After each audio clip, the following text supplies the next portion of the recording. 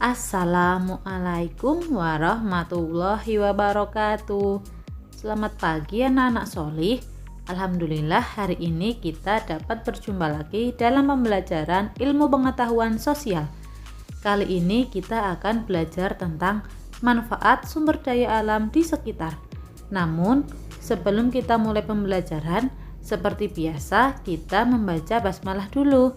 Bismillahirrahmanirrahim. Nah anak-anak, langsung saja ya kita ke pembelajaran hari ini. Pemanfaatan sumber daya di sekitar. Nah kali ini kita akan membahas hewan dan tumbuhan yang dapat dimanfaatkan oleh manusia. Tentunya hewan dan tumbuhan yang berada di sekitar kita. Tumbuhan yang ada di sekitar kita yang dapat kita manfaatkan, salah satunya yaitu pohon kelapa. Nah, dari pohon kelapa ini terdapat beberapa bagian. Yang pertama ada air kelapa muda yang dapat dijadikan minuman segar yang disukai banyak orang. Kemudian ada kelapa tua. Kelapa tua ini dapat menghasilkan santan. Kemudian batang pohon kelapa dapat dijadikan bahan bangunan. Lalu ada daun kelapa yang dapat dimanfaatkan untuk membuat kerajinan. Kemudian ada batang daun kelapa yang dapat dimanfaatkan untuk membuat sapu lidi.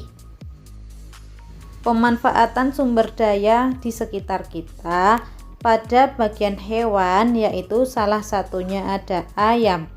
Ayam dapat menghasilkan telur. Telur ayam dapat dimanfaatkan untuk membuat bahan makanan, misalnya bahan untuk membuat kue. Kemudian, daging ayam dapat dimanfaatkan untuk membuat berbagai makanan, misalnya sop ayam. Lalu ada bulu ayam. Bulu ayam dapat digunakan untuk membuat kemoceng. Lanjut ke hewan yang dapat dimanfaatkan oleh manusia.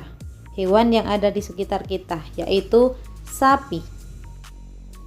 Daging sapi dapat dimanfaatkan untuk membuat makanan.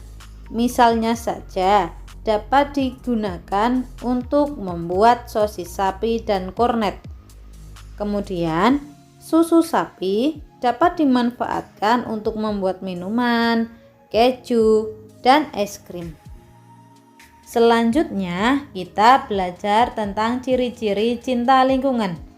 Sikap yang dapat kita tunjukkan sebagai wujud rasa cinta kita terhadap lingkungan kita antara lain: 1.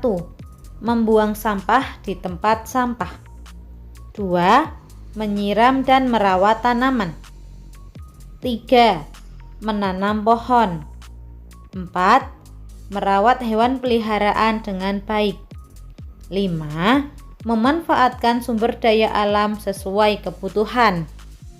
Nah, sekarang ciri-ciri orang yang tidak cinta dengan lingkungannya.